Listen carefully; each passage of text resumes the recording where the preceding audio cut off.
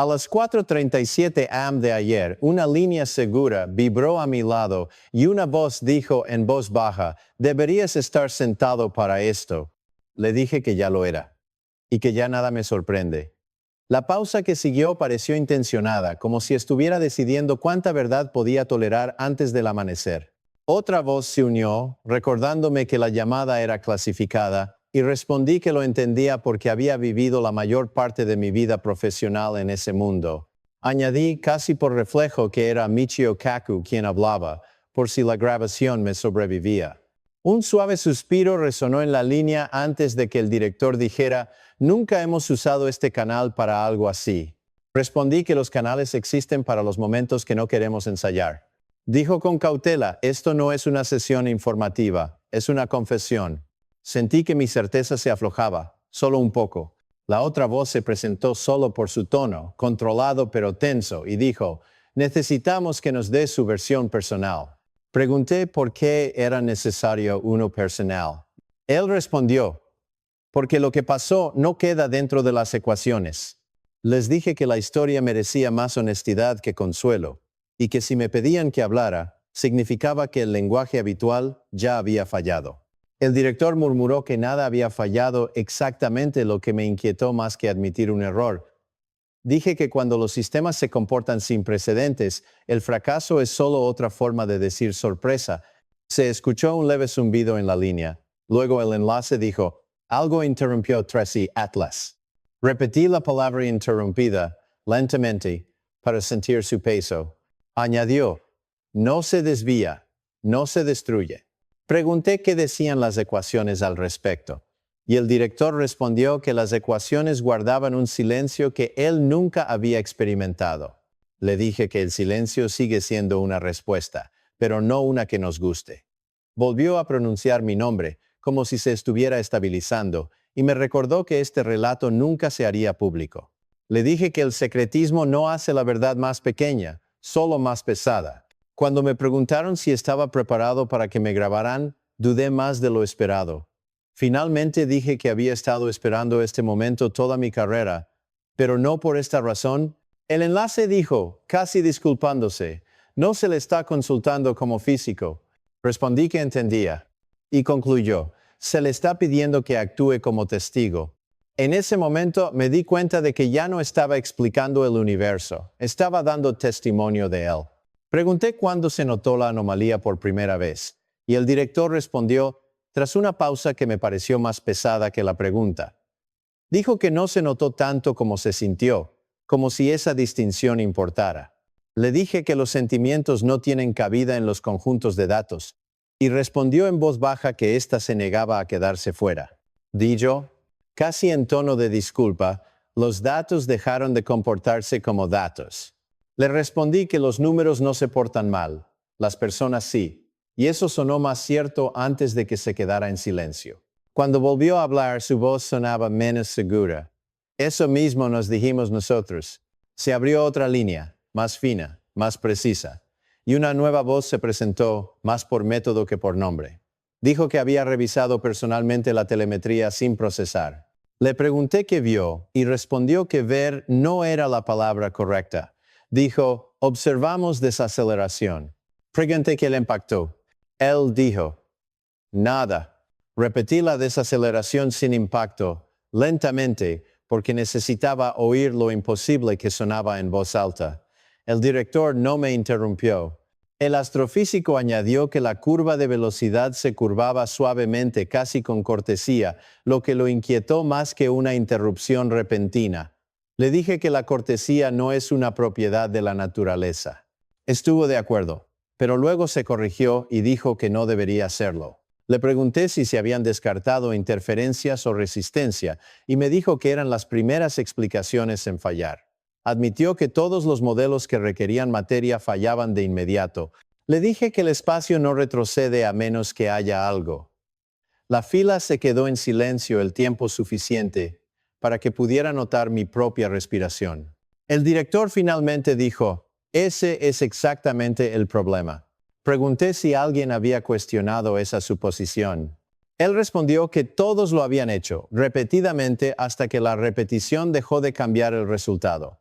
El astrofísico volvió a hablar, ahora más bajo, y dijo que los instrumentos no registraban señales de colisión, solo resistencia. Le dije que la resistencia implica presencia. Dijo que lo sabía, y que saberlo no le había ayudado a dormir. En ese silencio, el miedo llegó sin previo aviso. No fue dramático ni agudo.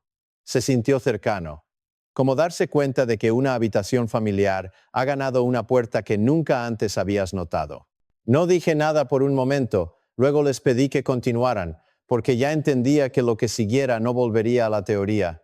Pregunté si alguien había intentado justificarlo, porque eso es lo que hacen los científicos antes de admitir el miedo.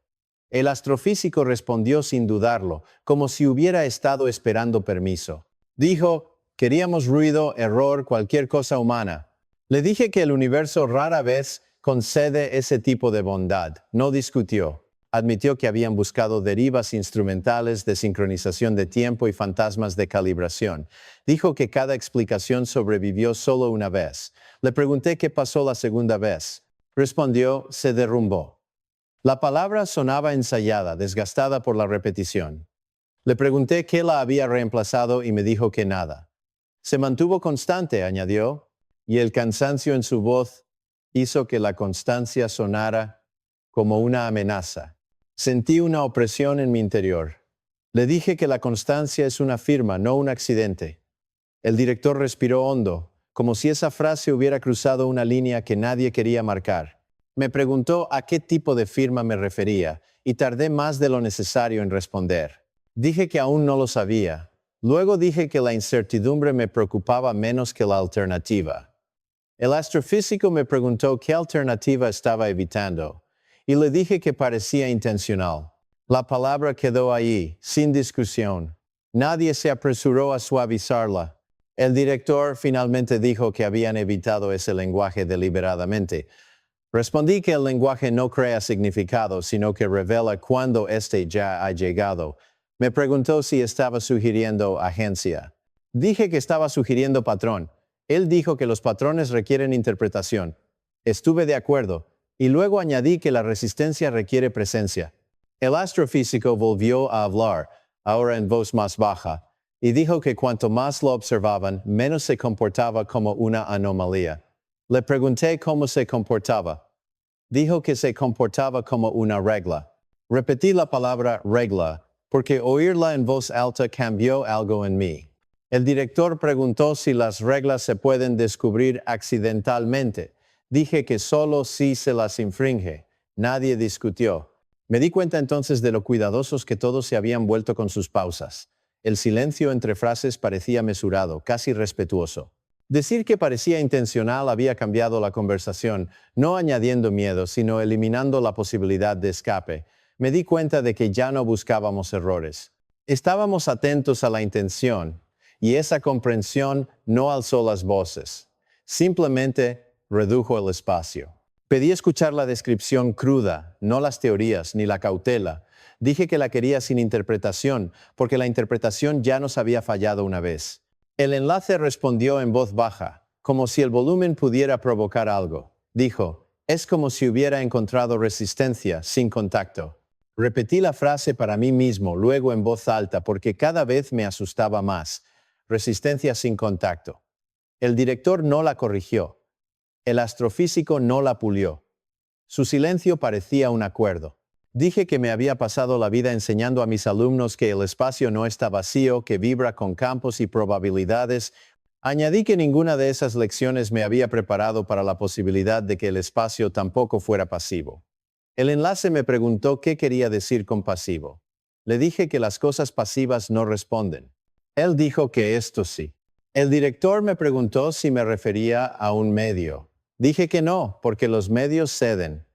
Comenté que esto se sentía diferente. El astrofísico preguntó si diferente significaba estructurado. Hice una pausa antes de responder, consciente de que las palabras se estaban volviendo peligrosas. Finalmente dije que estructura implica diseño. Nadie discrepó. Pregunté si habían aparecido irregularidades en el límite.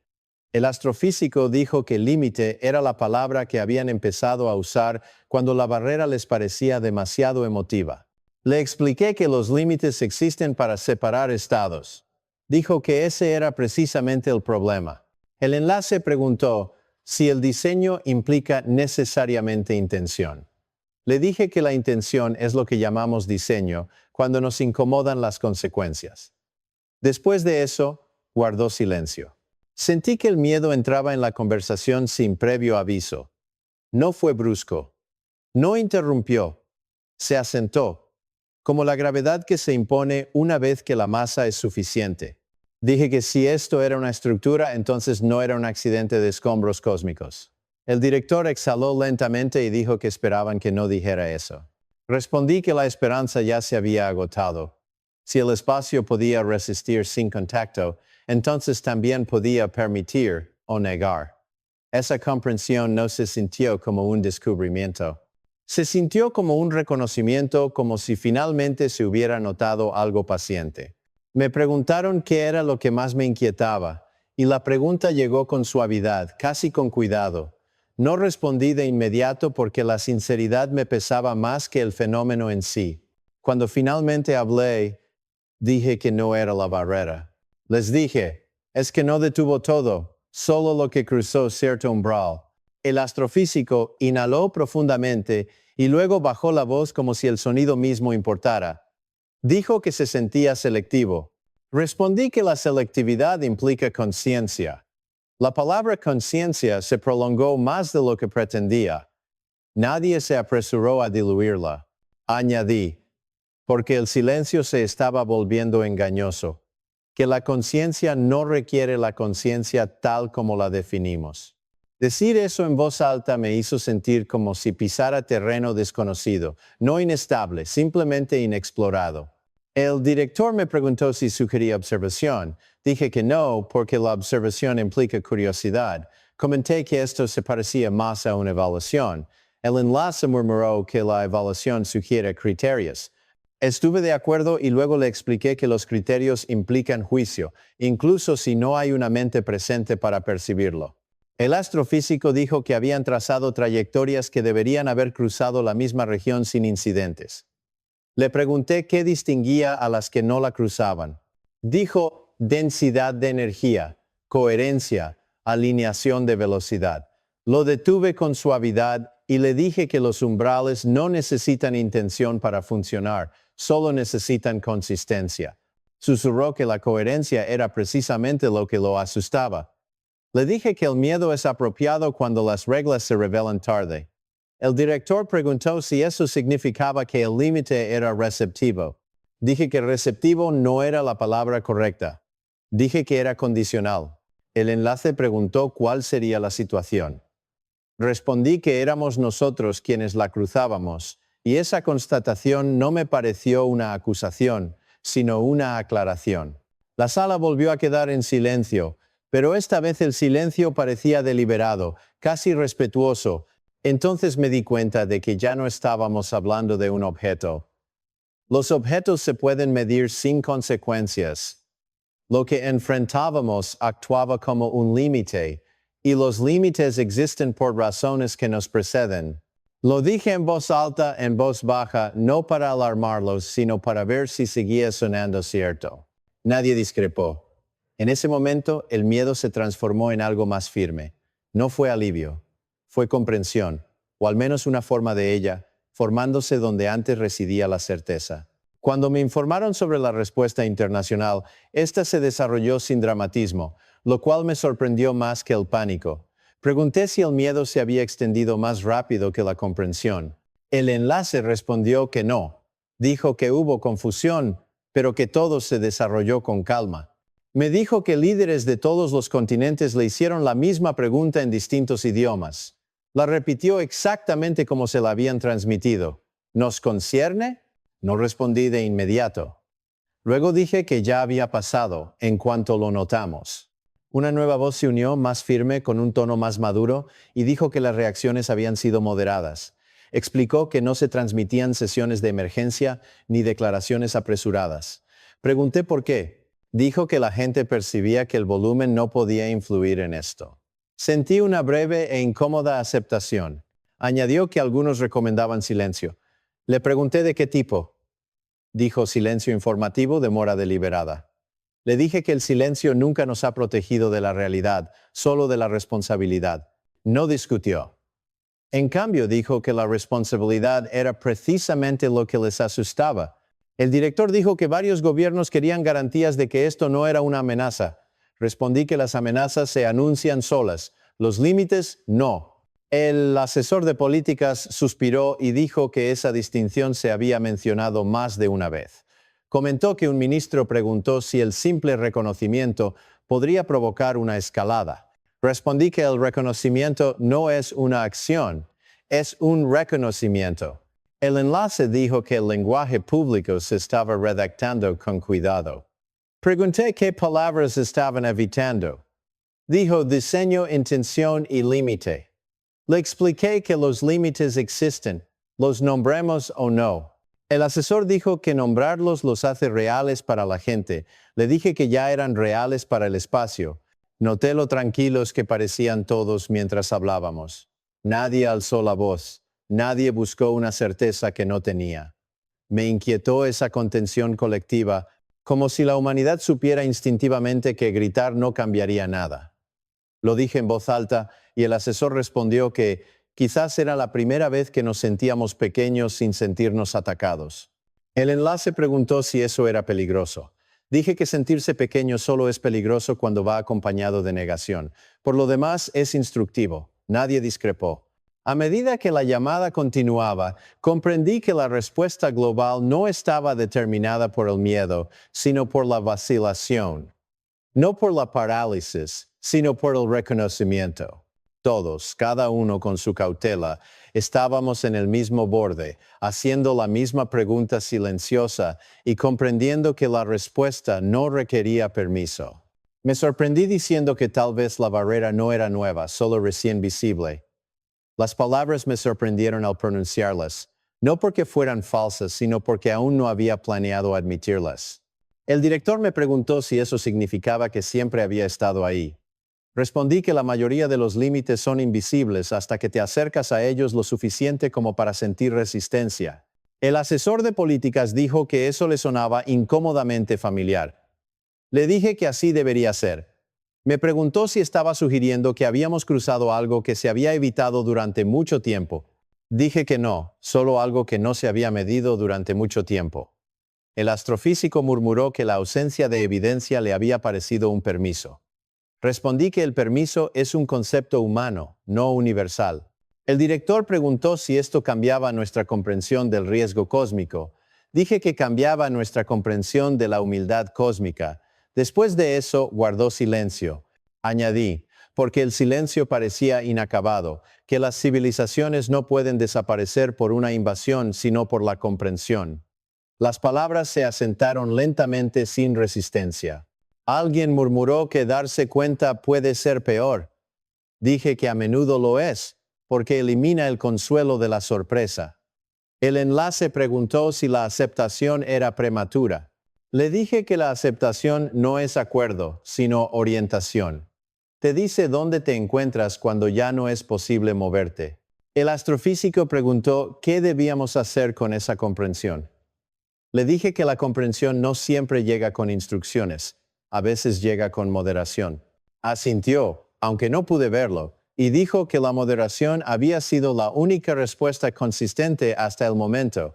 Sentí que el miedo empezaba a aflojar, no porque la situación se hubiera suavizado, sino porque se había aclarado.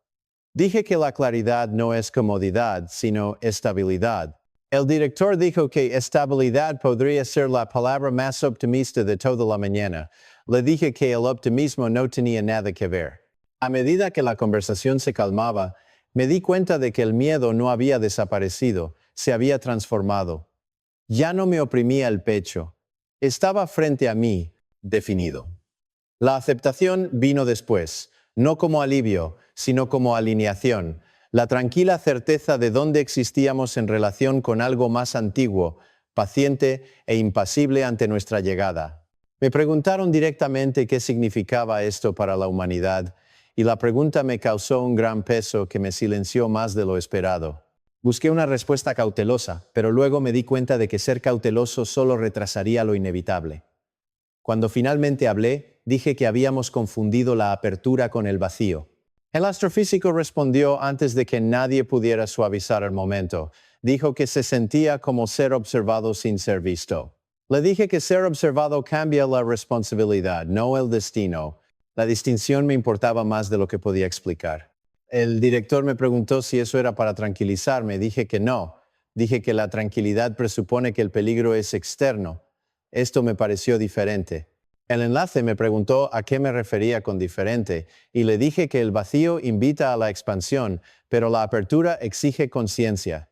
El astrofísico dijo en voz baja que la conciencia implica consecuencias. Estuve de acuerdo. Dije que las consecuencias no requieren castigo para existir, solo requieren cruzar una línea. Me preguntó si la habíamos cruzado. Respondí que no estaríamos teniendo esta conversación si no lo hubiéramos hecho. El director preguntó si se podía mover ese límite. Dije que las reglas no se mueven, sino el comportamiento. Preguntó si eso significaba retroceder. Le dije que retroceder supone que debemos avanzar sin cuestionamientos. El asesor de políticas murmuró que el avance siempre había sido nuestra norma. Dije que las normas son hábitos, no derechos.